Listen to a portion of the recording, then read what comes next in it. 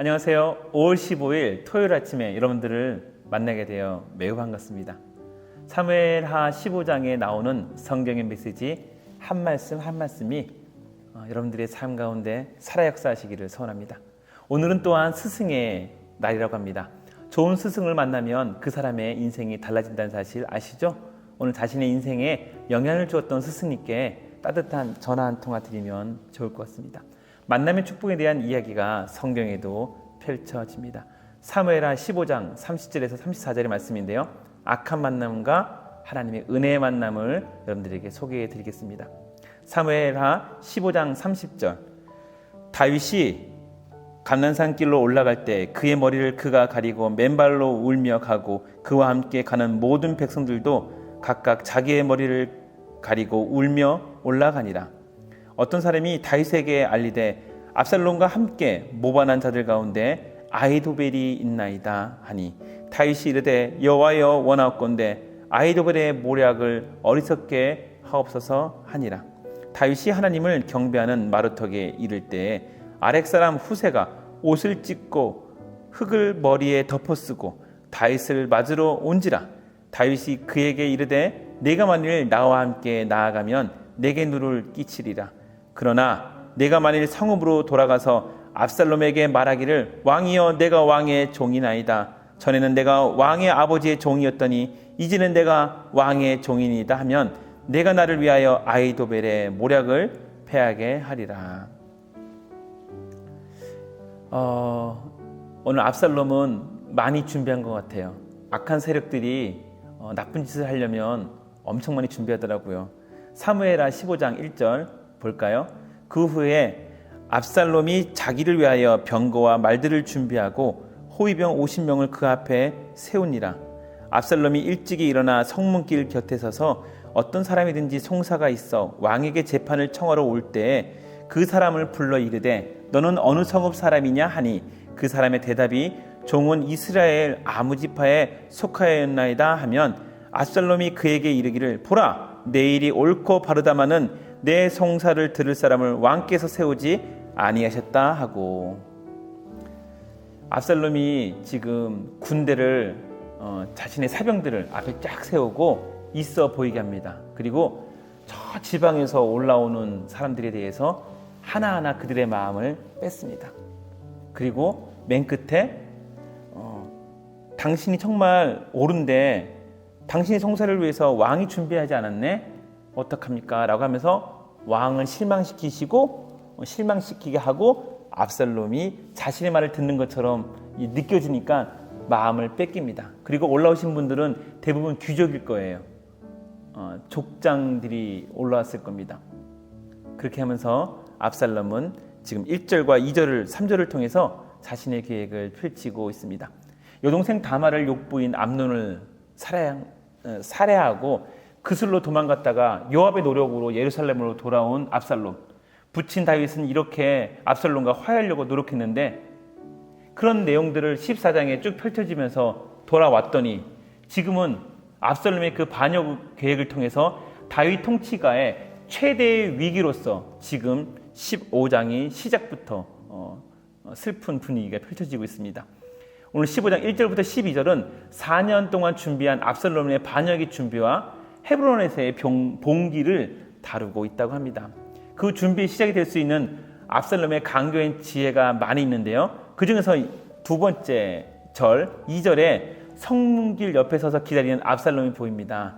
이 길이라는 게 여러분 길이 하나밖에 없대요. 예루살렘 들어가는 길이 있는데 저 지방에서 오면은 길이 들어갈 수 있는 게 하나밖에 없었는 것 같습니다. 행정 판단을 하는 기관들이 있는 예루살렘으로 가는 데 있어서 그 길목은 하나밖에 없었고 거기서 전략적으로 있었던 거죠. 탁월한 아이디어였습니다. 압살롬은 정말 좋은 만남을 한 거예요. 압살롬 입장에서는. 그런데 하나님 입장에서 볼 때는 악한 만남이었습니다. 그 탁월함, 아히도벨이죠. 아히도벨이라고 하는 그 지략가가 그의 지략을 하나님 영광 돌리는 데 쓴 것이 아니라 압살롬의 반역에 도움을 준 쪽으로 쓰고 있습니다. 그 탁월함은 악하게 쓰임을 받아 다윗의 왕자를 무너뜨리는 쪽으로 사용하고 있는 것입니다. 사람의 만남은 참 중요한데요. 악한 만남이 하나님의 섭리 가운데 부딪히게 됩니다. 사람을 통해서 다윗이 어려움을 겪었는데요. 근데 하나님께서는 또 사람을 통해서 다윗에게 기회를 줍니다. 먼저 사무엘하 15장 30절 읽어보겠습니다. 다윗이 감난산 길로 올라갈 때 그의 머리를 그가 가리고 맨발로 울며 가고 그와 함께 가는 모든 백성들도 각각 자기의 머리를 가리고 울며 올라가니라. 여러분, 다윗의 느낌이 느껴지십니까? 암논을 죽인 것을 겨우 용서하고 받아들였는데 오히려 반역의 기회로 삼은 압살롬을 생각할 때 어떤 기분일까요? 처참한 기분일 거예요. 정말 제가 만약에 다윗이었다면 살 기분이 안 날 것입니다.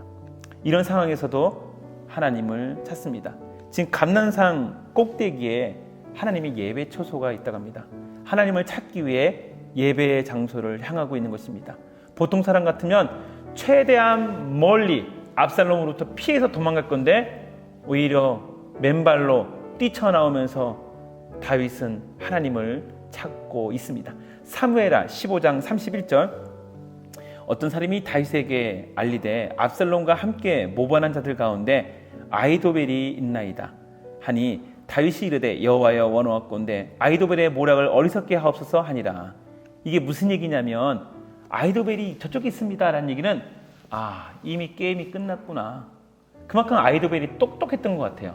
그리고 모략이라는 단어를 쓰잖아요. 그래서 하나님께 기도해요. 하나님밖에 믿을 사람이 없으니까 아히도벨의 모략을 어리석게 하옵소서. 이 얘기는 아히도벨이 머리가 굉장히 좋은 지략가라는 것을 볼 수가 있는 거죠.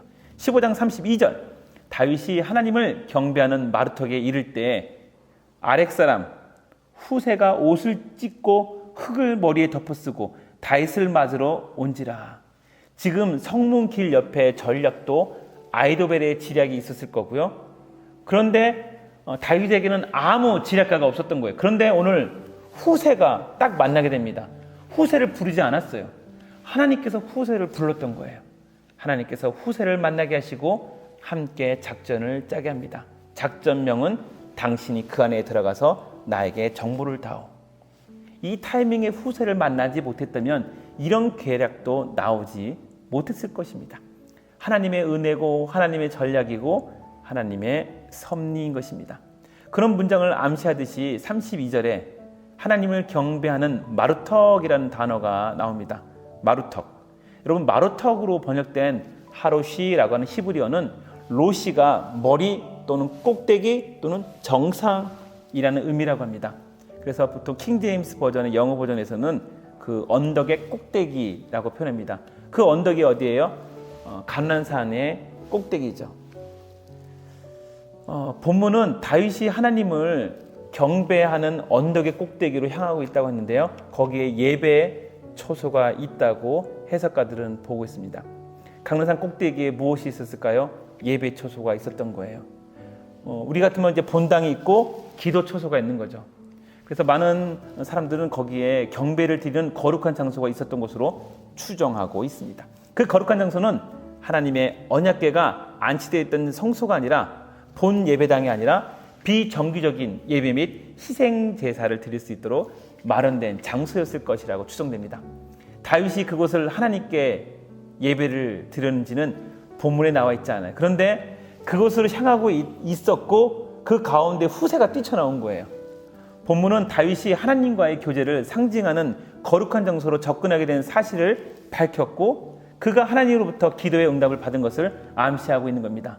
놀라운 사실은 우리가 기도의 장소에 도착해서 하나님 나 이거 해주세요 라고 하기 전에 이미 성전으로 향하는 발걸음에 이미 기도 초소로 향하는 발걸음에 하나님께서 후세를 보내줬다는 재미있는 사실입니다. 다윗이 하나님을 경배하는 이 마루턱, 로시라고 하는 갈람산의 꼭대기라고 하는 이 예배 초소는 후세를 만나는 장소인데요. 아이러니하게 압살롬이 여호와께 제사를 드리면서 아히도벨을 불러들였던 장소와 묘한 대꾸를 이루고 있다고 합니다. 압살롬은 자신의 계략으로 아히도벨을 불렀다면 다윗은 부르지 않았고 기도만 한 거예요. 하나님이 일하신 겁니다. 후세는 다윗이 생각지도 않았는데 스스로 왔다는 점을 본다면 하나님께서 부르셨다는 거죠. 이는 결국 압살롬의 인간적인 계략을 주도할 아히도벨의 맞수로서 다윗의 편에서는 하나님의 섭리에 의해 보내진 자가 후세가 있다고 하는 것이죠. 여러분 아시죠? 하나님께서는 말씀과 기도 그리고 환경과 사람을 통해서 하나님의 뜻을 펼치십니다. 오늘 그 예 하나로 후세가 그 예가 되고 있는 것입니다. 사람을 통해서 민심을 잃어버리고 근데 사람을 통해서 다시 하나님께서 기회를 주시는 거 보면 여러분 주변의 사람들을 잘 챙기셔야 될 것 같아요. 그런데 나쁜 사람들은 그 계략을 얼마나 짠지 몰라요. 작정하고 도둑질하려고 그러면 못 막는다 그러잖아요. 여러분들의 어려운 상황에서도 나쁜 사람들이 여러분들의 주변에서 여러분들을 어렵게 한다 하더라도 주님은 주님께 오는 자들에게 생각지도 못한 곳에서 사람을 붙여주십니다. 오늘 후세가 그런 사람이었어요. 오늘 스승의 날입니다, 여러분. 여러분들에게 스승을 붙여주셨기 때문에 지금의 여러분들이 있지 않겠습니까? 여러분들의 자녀와 여러분들의 동역자들도 굉장히 중요한 만남일 수 있습니다. 하나님의 섭리 가운데 여러분들이 이 사실을 오늘 행복하게 했으면 좋겠습니다. 말씀을 정리하겠습니다. 압살롬과 아히도벨은 인간의 계략을 통해서 수년 동안 준비했고 그 다음에 그 계획이 성공한 것처럼 보입니다.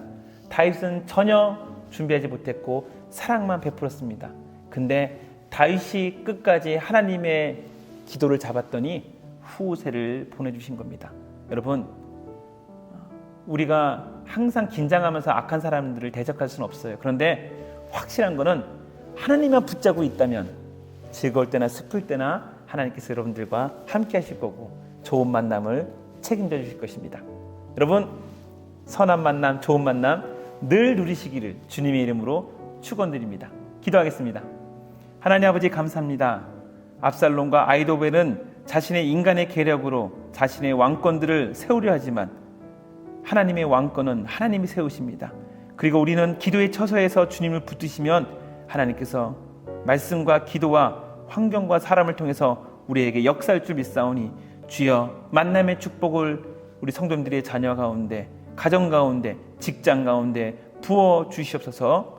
좋은 업체들 만나게 해주시고 좋은 교수님들 만나게 해주시고 좋은 학생들 만나게 하는 은혜와 함께 하나님 좋은 동역자들 많이 만나는 우리 성도님 되게 하여 주시옵소서. 그리고 하나님 좋은 교회 만나서 감사합니다. 예수님의 이름으로 기도드리옵나이다. 아멘. 오늘도 좋은 만남이 있기를 주님의 이름으로 축원드립니다. 여러분 사랑합니다.